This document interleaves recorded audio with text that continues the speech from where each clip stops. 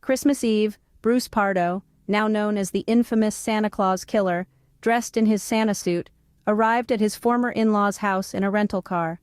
The family was waiting for Santa as was customary each Christmas.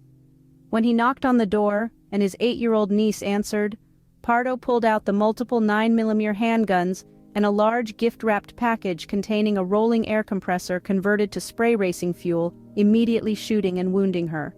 He then fired indiscriminately at fleeing partygoers. After opening fire with the handguns, Pardo unwrapped the package containing the compressor and sprayed fuel around the interior of the home. Police believe that the fire was intended to be ignited with a flare, but when the fuel contacted an open flame in the house, there was an explosion. Between the gunfire and the flames, a total of 9 family members were killed and 3 were injured. One of the survivors made it to a neighbor's house where she called police and identified Pardo as the likely suspect. The motivation for this sinister mass murder was his ex-wife, Sylvia. They had divorced and she had asked for alimony.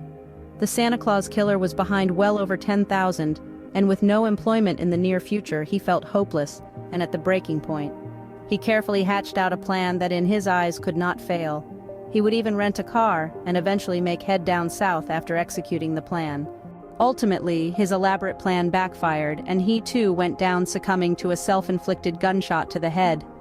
He was found dead by his brother on his brother's couch. The clothes were ditched in the rental car with skin still hanging from Santa's severe life-threatening wounds. 17,000 were found wrapped around Santa Claus' leg.